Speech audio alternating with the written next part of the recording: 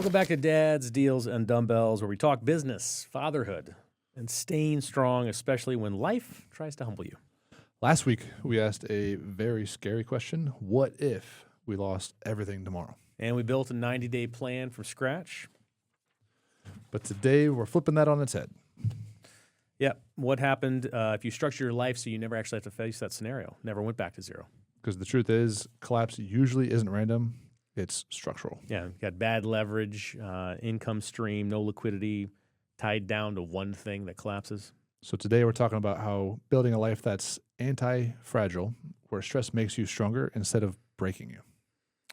So this one was going to be a little less panic mode, a little more war planning in advance. All about strategery. Let's build something that doesn't fall over. One of the best words ever. That's hilarious. Ever invented. Yep. Strategery. Nuclear. That's right. That's right. That's right. Let's talk wins and fails before we jump into the main theme here. What do you got? I'm gonna go with a fail to start. And if people listen to the show before and heard the episodes, they'll probably hear that QuickBooks is not my favorite software platform. And I had another episode with QuickBooks this week. So we went from the QuickBooks Enterprise Desktop, which I've been on for literally since 2008. You're the one? Yeah. Oh, I prefer it. It's Okay. much better than online. Okay. Much better. But because everything is pushed online, and we needed to go online for some logistical reasons, just because of staff in the office, and there's a couple of us working on it, and it was just becoming an issue having it on the computer in the office.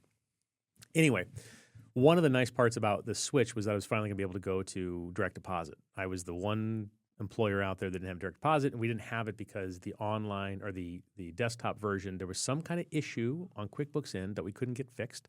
And I tried before, and we lost my computer at one point because of it. Anyway, big drama. So I got it all set up. I was the test case 2 weeks ago to make sure it worked, and it worked. It was fantastic. You got direct. I got myself paid, and so then I told everybody, okay, direct deposit's been set up.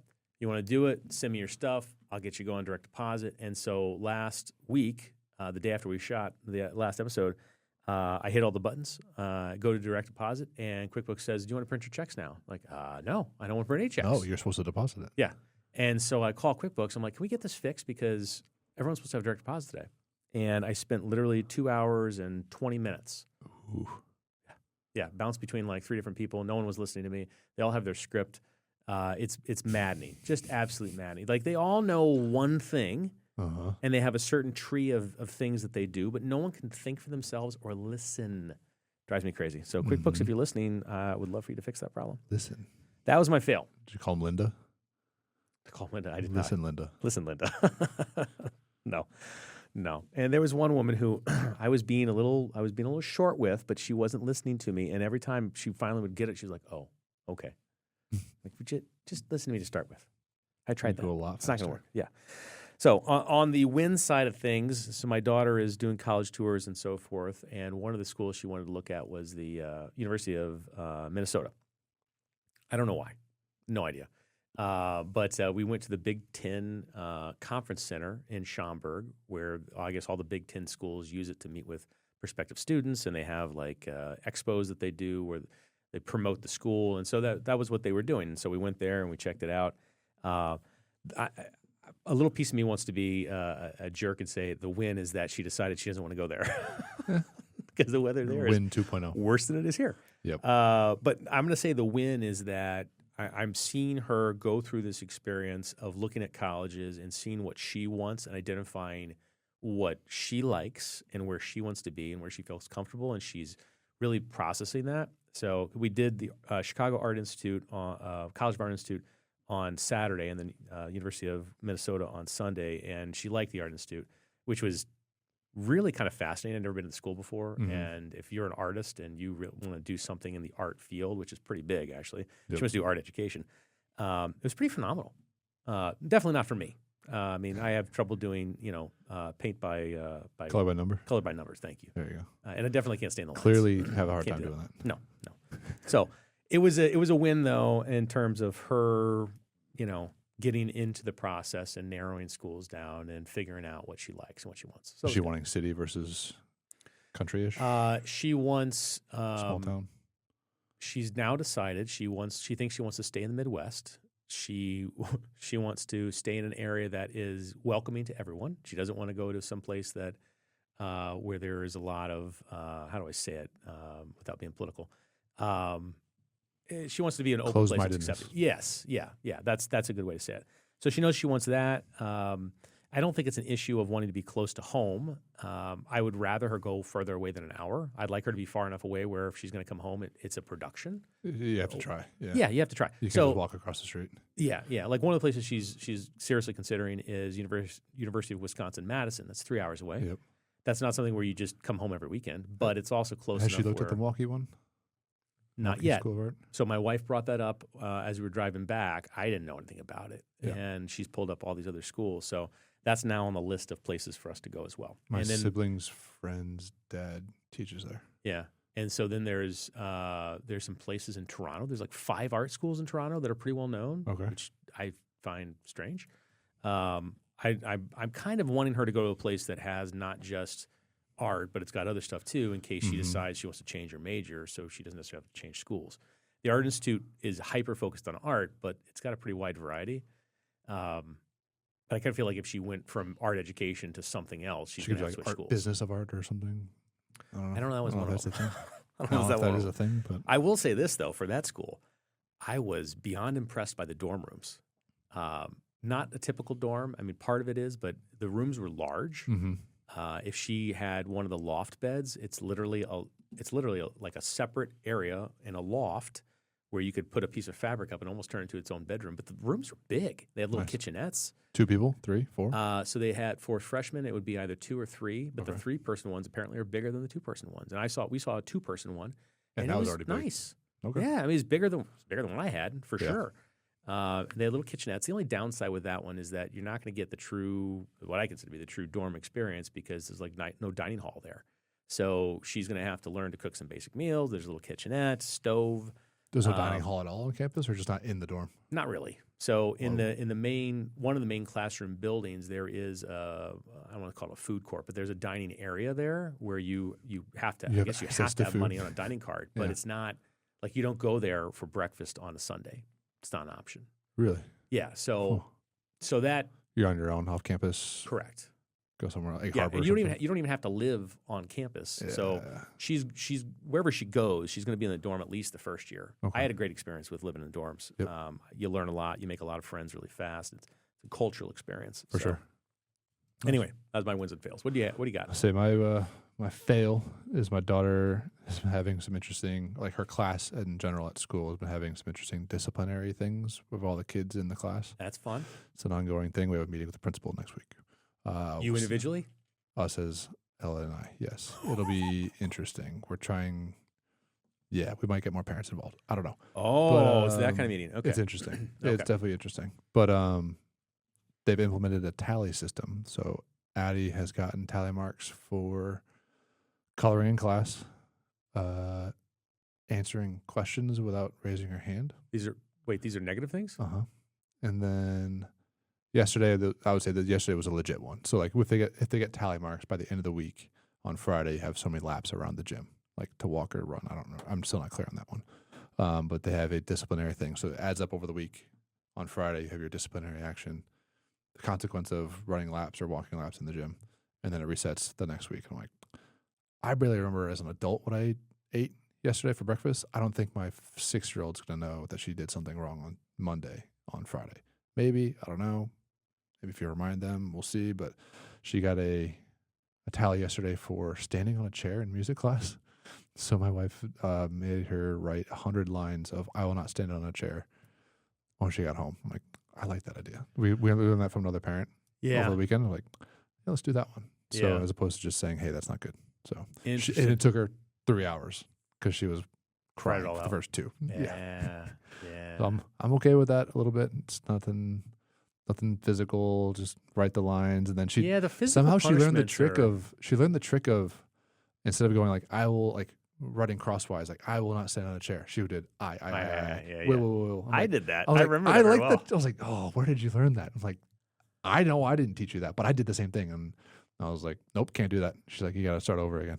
She was on like 80, and I caught her on when I got home on from like 80 to 100, and I'm like, Nope, you got to do that again. She's like, what? But it's faster. And I'm like, that's not the point. Is not to do it faster. In Do it right fairness, the first Mitch, time. as her attorney, I would tell you, you did not implement that at the start. It was Oh, I know. it's a smart move But on her part. yeah, it's one of those things like I would say it's a win and a fail because she's being creative. Someone must have. I showed would her be there. proud of her personally. I think it's a genius. It's a move. bit of both. So I'm like, we got to do it right the first time. So that was the fail. She got a tally mark, and then I would say it's a win too, I guess, because she bucked the system a little bit. Yeah. Henry is my win though. He's relatively fully potty trained at 3, but he just learned recently to pee standing up, and is the funniest freaking thing in the world. He will literally teabag the toilet. he just lays it. Guy. He lays it on the rim. He'll like squat down, lay it on the rim, and just pee right into the thing. God! And my wife's like, "He's got better aim than you." I was like, "Well, freaking better because he's at point blank range at this He's point." dipping in the toilet. So yeah, it's pretty funny.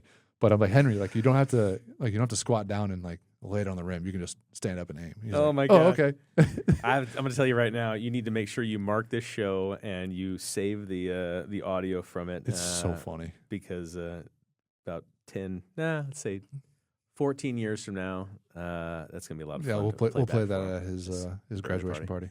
It's hilarious. Again, kids doing adult, grown up things is the funniest thing in the world. Yeah, and he just drops. Well, and he's straddle your the whole first time. boy, so And he's the first boy too. So he's the first and only boy. So Yeah. he's it's just hilarious because he'll stand there, pants down, oh his yeah, butt hanging yeah. out. I remember that. I remember that. and he'll have a onesie on. He'll just take it all the way off. Yeah, and then well, just- you got to get it out of the way. You don't He's pee got to on let it go. So it's so funny.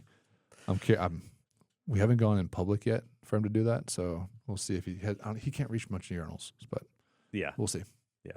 awesome, Yeah, awesome, fun that was times. pretty funny. Fun times. All right, let's talk dad hack of the week. What we have prepared for this week goes along specifically with the theme, and what we're calling it is the Family Financial Clarity Meeting. Definitely. So, does your spouse know how the household actually runs financially? Yours probably does. Yes. She know For the all most of it. part. Is one of you? Let me rephrase. Is one of you primarily responsible for the household finances? I would say it's split Is it split? because like it's relatively split as far as like clear roles. We haven't really decided who pays the clear bills? roles. Somebody responsible for paying bills? I pay the credit card every month. You pay the credit card. The personal credit Okay. card. Well, who You pays pay like the business one. utilities and all that stuff? That's automatic. It's automatic. You don't even I touch set it? I set it up. Okay. So I guess me. Okay. I set it up automatically. That just goes. It just runs. Who does the grocery shopping? Me. You do. Okay. Who- Instacart Who knows where the accounts are? Do you guys both know where all the accounts are? for and the all that most stuff? part. Yeah. Yeah. Because like we have the Chase app, but like she has the Zelle attached to her. Yeah. To her, we Phone both have number, the email Chase address, app. We can whatever. both see our personal account. Can both see the business accounts. Like what can like some of like what she has to do certain things on the accounts. Sometimes I can only be the one that does certain things based on how it's set up. But Yeah. I'll say it's I don't know 70-30 That's pretty at this good. point. So yeah, I think we, that's pretty good. we know where things are at. So, Yeah, like who to call, what bills are auto drafted. She would have no idea, okay. All right. So I will say and she would need my computer for all the passwords. So yeah, there's probably a little bit of planning there that might need to happen. well, that's But, why we're having the episode. That's where we're having the episode. So I will say in my family, I would say probably 90% of the financial stuff is handled by me. Mm-hmm. My wife has a typical attorney position where she's a lawyer as well. She gets paid normal paycheck. She works for somebody else. Very normal route. Mm-hmm. Mine is not outside of the law firm. I've got a couple other businesses, things that are going on, and I've got accounts here, there, and whatever. And what we have in place is we have an actual plan for the office, and I got one for the house too. Mm-hmm. And so once every couple of years or so, I update it and give her a copy. I don't know if she even knows where to find it if I was to ask her to right now. She's a lawyer. She can have her files. She could figure it out. I think she could figure it out. But there are spouses, and I've run into them repeatedly, who have no clue whatsoever about the finances of the family, how it works, where the accounts are, how to access anything, and that can be a real problem. Yeah. Or yeah, definitely. And that I've seen some of them where between the spouses, they're married, some have a joint account where everything goes in. Yeah. I've even seen it where they have completely separate. Yes. And then yeah. almost like 3 accounts, like wife, husband, and then joint. Yeah, and and I don't think there's one way that it has Yep. to be done. It's a matter of what works for the two people. But when you're talking about running a household, especially one that has kids, and something happens to one person, ideally the other person has a clue about what to do, where the accounts are, and there's some financial knowledge there. So is that what's also included in an estate plan? We talk about it. Different? We talk about it. Okay. Yeah. So, I mean, when you're talking about an estate plan, part of it's the documents, part of it's planning. Mm-hmm. So one of the things that we talk about is, for instance, I have a personal checking account at the bank board that I'm on the board of, and I'm the only one on the account. So she can't write checks out of it. She has a power of attorney for me, so technically she could. There'd be a hoop to jump through. Yeah, there's a hoop to jump through. But she's on it as a beneficiary of the account. So if something happened to me, the account ultimately goes to her. Mm-hmm.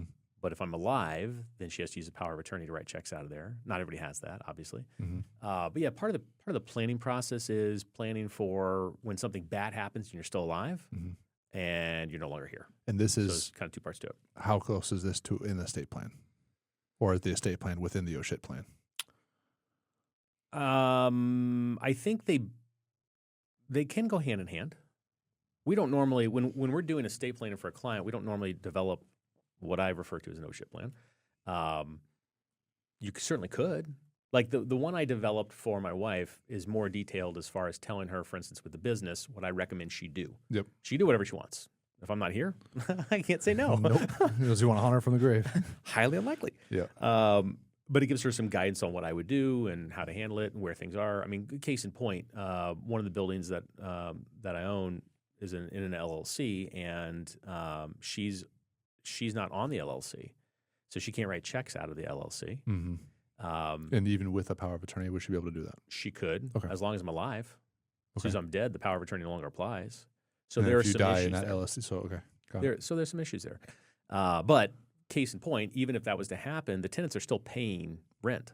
So to the entity. Yeah, she needs to know where the checks are going to be. Yeah. How to find them, right? Yes. My daughter knows a little bit of that because she helps with the property. But so everybody's situation is a little different as far as what they have, what they don't have, what their spouse knows, what they don't know. And sometimes we keep secrets from our spouses, maybe with no ill intent. Maybe it's because there is some concern. Relationships are all different. But I think the important part for the podcast today is having the conversation with your spouse about finances and making sure people are financially educated so that if something does happen, no one's caught off guard, and they can at least take some steps. Maybe they don't know all the steps, but they can take some steps. Be as clear as possible. I do like the dad hack of teaching financial literacy to the house using cold hard cash. You were talking about that. Yeah. That video where you saw the guy makes $120 a year. Kids are like, oh, that's a ton of money. Well, yeah, it's more than probably what's in your piggy bank of quarters. But as soon as you start dividing out, okay, I get $10K a month, mortgage is X, food's X, your clothes or expenses are X. Where does that $10K go each month? Yeah. Do you have any left? Do you owe? Yeah. Then put it in a concrete way. I'm a firm believer that parents should not hide everything from their kids financially. Yep. That doesn't mean you're telling them about all the financial troubles or exactly how much you make. I'm not saying that. But when kids are raised without any kind of financial education, do not expect them to understand what really the value of a dollar is. When they're going to go to college, like my daughter's getting ready to, do not expect them to understand what tuition is and what limitations are. And, you get student loans and you owe this back. And how that works, Oh, yeah. You got to educate your kids financially. This is a hack that actually could put it in a visual to them that, $10,000 is a lot of money. It's more than a lot of people make. Yep. But when you are it's also running a lot a less than household, some people make too. That's right. That's right. And when you're running a household, and you're talking about after taxes a lot of times, but when you're running a household with a few kids and you've got a mortgage and you've got car insurance and you've got health insurance and you've got food to put on the table and you've got school activities and you divvy that all up, there's normally not a huge pile left at the end. Nope. And Especially your kids might think there is. Yep. So, doing this can help them understand what life is really like. Where would you put an age as far as that? I think you could do it at. My son would understand it now. He's 12. I think you could probably do it for sure at 10, and they'd be able to understand it. So with my first grader, she's getting homework back from math, where it's like, okay, here's this receipt from the store. It's like 50 cents. Add this up. She has $1. Like she has 100 cents. This costs 50 cents. What's left over? Those type of math questions, but I don't know if it's translating into. Clearly, the scale is wrong. Yeah. As far as $1 versus 60 cents, but yeah, it's kind of teaching the value of a dollar, but also real world things that mom and dad have to do. Yeah. Now, everyone's different. I'm not suggesting that you do this to scare your children. Yeah. Children don't need to. Also depends on how you package it too. Yeah, If you package it like, hey, we're gonna die if we don't have all this money, or if something negative will happen. But if you say, here's it is, kind of this is what it is, this is where it goes, this is how we operate. There was always this financial mystery for me growing up. My parents did not like to talk about this kind of stuff in any specifics whatsoever. I was always wanting to earn money. I was a capitalist from the time I was a small child. Which we could also instill in your kid, like, hey, you get this much a week. What would you like to do with it? Do you want to spend it and never get it back, or would you want to make that $10 allowance? Yeah. So I think this is something to consider for if you want to really teach your kid the value of a dollar and put it in real terms for them. It's a visual too, and it's not hard to do. So, which is kind of like what I was saying with that. I like this pillar 1 on our 5 pillars of never going back to zero. For pillar 1, income diversification. If your kid gets that allowance, $10 a week, how would you advise him on what to do with it? Would you go active or passive, ownership versus earned income, or consult? I would rather have him apply it versus active. But. Yeah. Well, and when we're talking about diversification, of course, as people get established and they have what I'm going to call moments of financial wins, right? That could be you inherit something. That could be you get a bonus. Hit the lottery. You hit the lot. Good for you. Yeah. Don't spend it on one place. That's my point, is that when you get those big financial wins, whatever they look like, of whatever amount, don't just take it as money that you're going to go out and spend. Plan what you're going to do with it. And if you do, then you can have investments potentially that are going to give you some diversification in terms of your income. So my main line of business is running a law firm, right? That's where my biggest chunk of my income comes from, no question. As things got solidified there and I had more confidence, as we had some extra funds, that's when I started building into these other avenues. Other silos. Yeah. And it's still, the law firm's still the biggest, but you have a deal here and a deal there, or maybe it's your 401k, or maybe it's an IRA that's established for you, or whatever it may be. Whatever the income vehicle is, whether you're doing it for savings or for retirement or for supplemental income, maybe it's a side hustle. We've done a show on side hustles before. That's diversification. Tax benefits based on the things. Sure. On the type of investment, there's tax benefits. Yeah, but the bottom line with this is you want to get into a position where you're not having to worry about the 90-day plan of everything has collapsed on you. You build an environment around you that has some additional diversification of your income. For sure. Some additional route. So. Which takes us into pillar number 2, liquidity and runway. So that 90-day oh shoot moment. What do you do there? Do you have 3 months set aside? Do you have 6 month to 12 month set aside, depending on everyone's situation? Is there reserves in the account? Yeah. We're in a position in the office where it's going to be a good year. We already know that. And so this morning I was actually running some, I don't want to say budget, but I was running some numbers in terms of what to potentially do with some of the funds. And I was looking into what's recommended for business reserves. And depending upon what you're going to do, that changes the number as far as what you need. I don't think most people have 3 months of income sitting on the side in something they can simply liquidate. I think people may have it in investments. They may have it in their home equity. I don't think a lot of people have it in savings where it's accessible. If you can, that gives you breathing room. You're not living check to check. You've got a little cushion there. So if you have a car accident and you're out of work for 2 weeks, you're not collapsing. You're not having to be short of the mortgage or what have you. So definitely a good insurance plan there. If you can have emergency funds beyond 3 months, that's even better. Yep. The more of a padding you have, the more comfortable you're going to be. I don't recommend people take money that they get where they need to have the emergency fund and instead they drop it into crypto or something else where they think they're going to make money fast. It's a gamble. Build up your reserves first before you start gambling like that. Yep. Really. And if you run a business, I can't stress this enough. I have seen so many businesses where clients of mine are buying the business and there is no cash on hand. I've had clients that I had a hearing that went, and I said to the client before we got the verdict on it, I said, if you lose this, can you write the check? And it was like I think it was like $35,000 that was at issue. And this is a successful business, and they're doing well. And I expected them to say, well, I might need a couple months to pull the cash together or what have you. Like, oh no, we've got like $7,000 in to make payroll tomorrow, and then hopefully we'll have some more money coming in after that. was like, I don't understand how you're functioning. Uh-huh. I don't understand how you sleep at night. And I know there are businesses that are out there like that. I know people run into tough times, but from just an economic standpoint, not having liquidity in order to know that you can make the next payroll, that's tough. No thanks. That's tough. So, yeah, pillar number 2, liquidity, have a runway. And I read an article the other day. I can't remember who it was. Someone was talking about how they were bumping elbows with some real high social circles and somebody who was doing really, really well and driving some really nice cars. And something happened, and it turned out that it was all a facade. The cars were leased. The house was leased. Nothing was real, tangible, and it was all gone. Yep. Don't do that. Don't do that.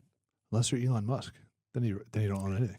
Listen, we get into billionaire status. That's a different level. If you play the game. A friend of mine, when we were in Austin, I wish I could remember what it was. Maybe I'll find the link and drop it in. Should you go buy his factory?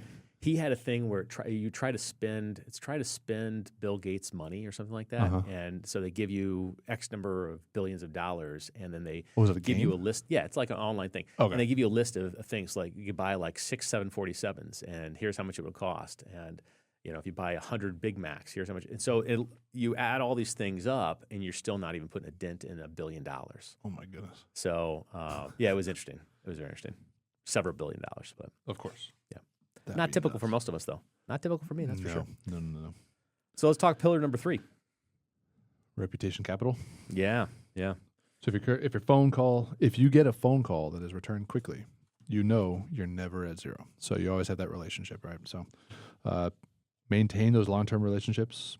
Help before needing. Was definitely a big thing that I like to do. I literally did it this morning with the F3 group. So I led a workout based on how to prevent shoulder injuries. Yeah. One of the big things with working out, big group settings, shoulders, knees, and low back are the 3 most common injuries. Last summer, I led multiple low back rehab exercises, I guess you call it class workouts for 45 minutes. Wasn't the intention to get patients from it, but each time I did it, I did end up having 1 or 2 people coming up to me saying, "Hey, how do I come to your office?" Yeah. Again, helping before needing. I did not need a new patient, but it's always a nice benefit. Yeah. I don't think anybody in the world is ever going to suffer because they were a nice person to someone. Hopefully not. It's a pretty uncommon thing. Yeah, karma's real. But you can really build some goodwill, and that will come back and can pay off for you. I mean, you told me a story earlier today. We won't disclose that, but I never will forget. I got a phone call from the first assistant we ever had work for us in the office, and she had a flat tire. And she's like, "I got a flat tire." She was 10 minutes away. Yep. I don't know how to change it. My dad's not available. I was like, "I'll come change your flat tire." Yeah. I wouldn't change your flat tire. She remembered that forever. Yeah, I did that at appreciative IKEA of it. with one of our front desk. She had no idea how to do it. I'm like, yeah, just I think she couldn't even loosen the bolt. Yeah, and just did it in 2 seconds. So when we talk about networking, I mean, there is networking in the traditional sense of where you're going to meet other business people and you referrals and so forth. But the reality is everybody that's around you who knows what you do. You build good capital, good personal capital. When you need it, it's there. Yep. Those are people who are going to help you out if you need a job, a lead, whatever it might be. For sure. So time to build is now. Don't wait. Don't put it off. Definitely. Yeah, I went to, I like to go, well, since I'm in the healthcare space, I like to go to other healthcare places or health places and go, like when I was looking for a CrossFit gym, first thing I did was I told the owner, I'm not looking for patients because everyone goes to every chiropractor, PT, whatever is going to go to a CrossFit gym because everyone knows they're going to get hurt. Yep. And I'm like, I don't want patients because I didn't even tell them what I did. And then she asked me, and I was like, crap. First thing I even told her what I did. I'm like, I'm not asking for patients. I need a place to work out. I'm a chiropractor. She's like, all right, I respect you. I'll send patients to you. I'm like, well, thanks. It's a little far in the suburbs, but all right, cool. I was happy with that. That's good. Yeah. It happens quickly. Yeah. And now I do that all the time. Yeah, that's nice. So, and definitely network before the shit hits the fan. Oh yeah. So if you build it during the collapse, everyone else is. It's too late. It's too late. Too late at that point. It's not going to pay off the same way. No. Somebody might throw you a bone, but it's not the same thing. No. So let's talk pillar number 4: physical and mental resilience. This is I like this one a lot. But definitely you want to take care of your body before it collapses. So if your body's in shambles, you're already falling backwards. So I like doing your stress management, along the lines of our Fire Nest episode, the sauna and the cold plunge definitely helps lower your cortisol in a good way. Make sure you're getting enough sleep. Avoid we've said this before a million times. Just get rid of the alcohol right away. You're never going to be able to sleep very well with that. And then staying disciplined to that routine. Yeah. And that'll also help with your marriage, your other relationships, keeps you showing up as your best self. Yeah. The point of this show is we're not looking at what happens when the shit hits the fan. It's how to keep it from happening, right? Creating the good habits. You create those good habits, you treat yourself well physically and mentally, you're less likely to have those things happen. Mm-hmm. That's the point. And if you're not doing it, you need to do it. I'm guilty. We've talked about this before. I was guilty for several years of almost having no physical regimen whatsoever. Yeah. Nothing. Didn't want to get on a scale. Didn't want to. What was your most common excuse that you told yourself? Too busy. Too busy. I'll do it next year. I'll do it tomorrow. Yeah, I was unmotivated. Didn't want to do it. I mean, there were a million things. And I will say this: you get to a certain point, and it's hard to get motivated. Yeah. And it's really hard to start and to continue and to build that habit. It's very difficult. So, I'm a firm believer in finding something that you enjoy and doing it, committing. I watched a video of, I don't know how I get on some of these things, but there is this British girl who's in her, mid-20s, and she's a very average runner. And somehow her little, not TikTok, her following, her social media, her Facebook Reels page somehow wound up on mine. And she's Instagram? very creative with, no, it was on. Is it Facebook? Yeah, Facebook. And she's very good with all the editing things, which I suck at. And so she has like voiceovers, and it's very entertaining. And one of the things that she talks about is I commit to going out and I commit to running for 10 minutes. And then if I hate it, I can quit. And she always gets to the point where she's at 10 minutes and she's like, all right, fine, I'll just keep going. She got the runner's high. It's pretty quick. Yeah. Well, I don't know about it's a runner's high, but she got loosened up and she's already out there and she's doing it. And that's one way, right? There's a million different little tricks you can use, but if you don't do any of this stuff, you're setting your body up for potential collapse. And if it happens and your health is in the toilet too, then you got another problem. I'd also say too, if you keep giving yourself excuses for this, then you're going to keep giving yourself excuses for the other things that you didn't do, right? So that's where with Addie and her lines, although I applauded the ingenuity in trying to find the shortcut, I wanted to try and still do it right the first time, so you don't have to do it again. Because otherwise, you're going to keep making those excuses. That's true. That's true. Even though I do some of those things, I was trying to nip that in the bud at 6 years old as much as possible. Yeah. And one other thing on this before I move on from this, there's a mental portion to this as well. And we guys oftentimes will ignore mental health realities and challenges that we're facing. That's never a good recipe. Never a good recipe. As an injury attorney, one of the things I see much more frequently from men than I do from women is complete and total denial of what they're feeling, what they're going through. Like, I'm a guy, I'll be fine. I'll just tough it out. And it has a terrible effect on their case every single time, but it has effect on their recovery or has effect on dealing with something. So whether it's physical or mental, address the issues, take care of yourself. I tend to hear on my end, I have the normal stuff. I'm like, let's check this real quick. Because I had one guy he works out a lot. He's like, yeah, I do like the normal workouts. I'm like, you do understand that 15% of the population actually works out regularly. Yeah. So you're not actually normal. So what is your normal? He's like, oh, I do some kickboxing. I do some yoga. I was like, okay. I don't do that. So I would consider that abnormal. Yeah. But that's my normal. Right. But the fact that you do something is automatically abnormal. So I always have to kind of minimize those types of minimizers or like kind of reframe some of those things. I had another guy like, oh, I like the normal neck pain, the normal back pain. I'm like, okay, normal is 0. So what do you have? Let's figure this out. So I always have to do that real quick. I can do that with guys. I don't know if it's always received well with women, but yeah. So let's talk pillar 5, marriage and family alignment. If you're rebuilding alone, it's going to be 10 times harder. Oh, yeah. I've played single father a couple times when my wife's been out of town. Shit's hard. Yep. So respect to you if that's what you're doing. It is hard. Every so often I see, and it tends to be moms. I've seen a couple dads doing it where I've been out like at a doctor's appointment or something, and I've seen a mom or a dad just kind of correcting their kid or teaching their kid or whatever, and I'm like, good for you. You are a phenomenal parent. Yep. I suck. Yep. I would have let that go. Yeah, with toddlers or kids your age, I saw that stuff all the time. And I was like, oh, man, this woman's like a parent ninja. Plus, you could consider it too, and if you're doing it with a spouse or a partner, that's like another silo, another diversification. Yeah, Right. yeah. But not everybody has that. Additional So, thing. Yep. if you are rebuilding by yourself, you got to figure out some of the things like financial transparency. If you're married, obviously. If you're not, then my suggestion to you is that you have a plan in place for who's going to help out.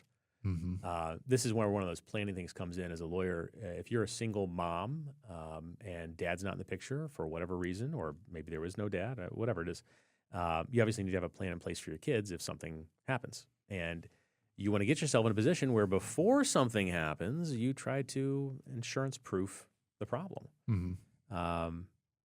So you gotta take some steps in order to do that. Whether it's a family or a trusted friend. Oh, 100%. Yeah. And 100%. definitely, it's hard to do, but don't avoid the hard conversations just because it's easy. Yeah, date nights are good, right? Melissa from my office, you made the show, Melissa, with your name. There you go. She wants to be on the show. I told her no. She and her husband have done something that they did something last year that I thought was a really kind of a cool idea. Every month they committed to going to a new restaurant. Okay.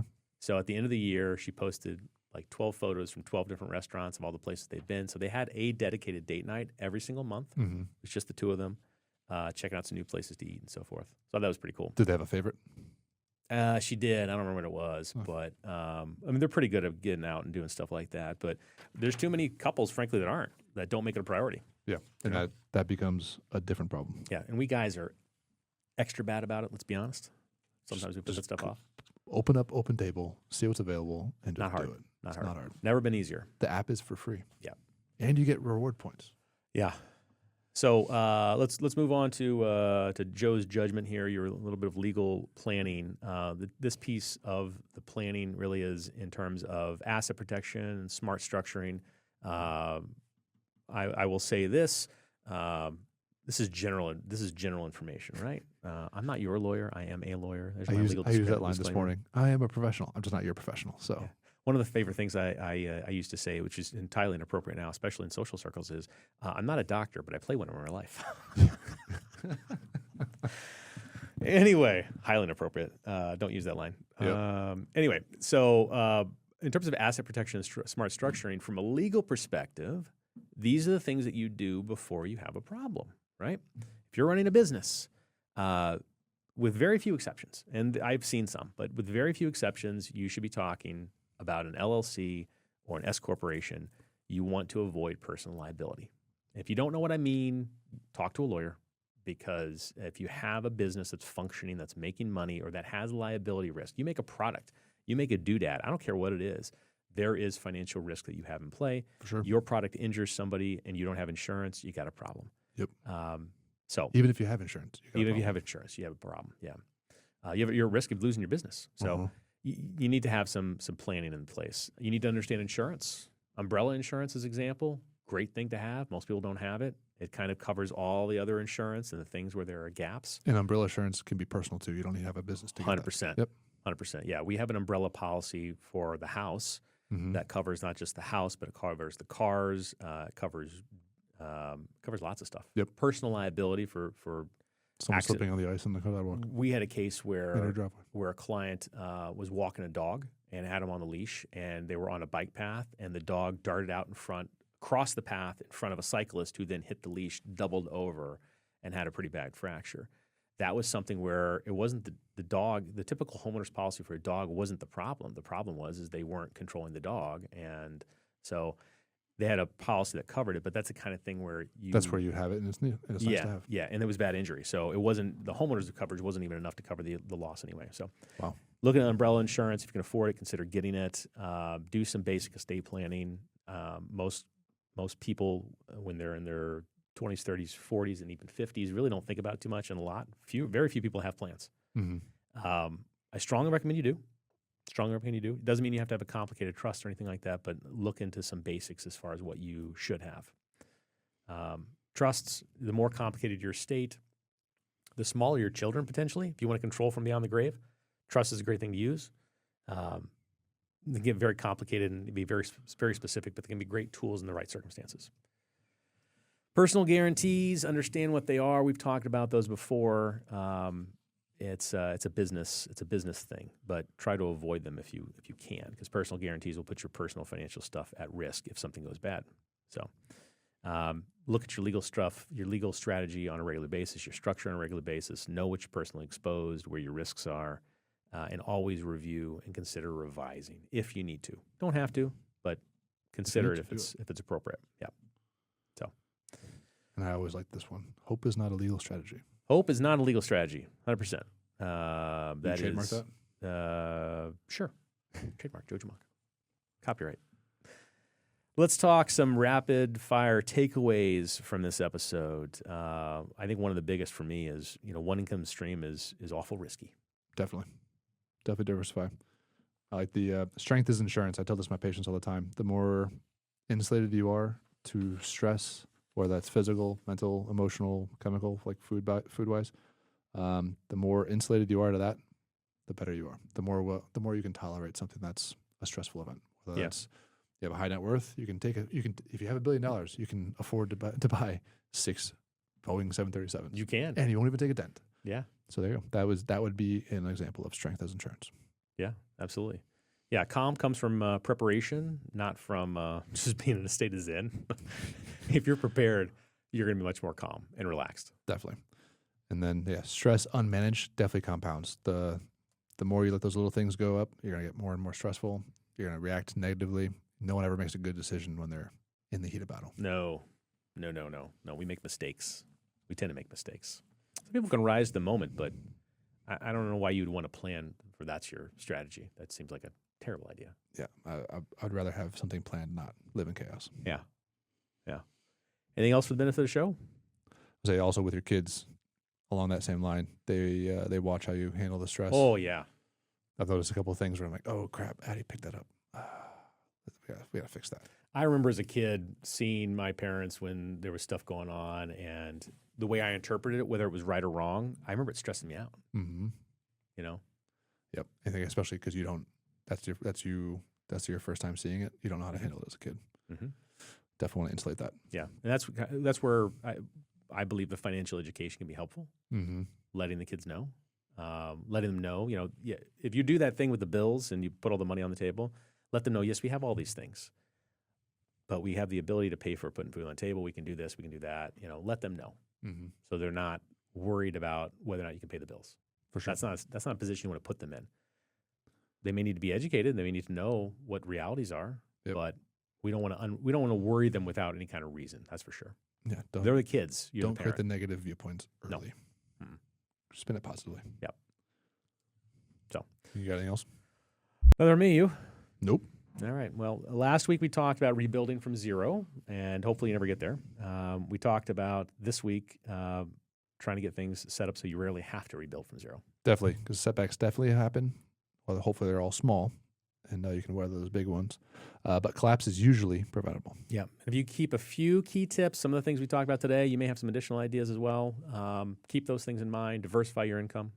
Definitely protect your body, protect your marriage, protect your peace. Your structure at home and work is of critical importance, and get those in shape. For sure. And if this episode helped you think a little bit differently about security, send it to another dad who's trying to build something as well. Until next time, lift heavy and think long term. And remember, resilience isn't luck, it's engineered. That's right.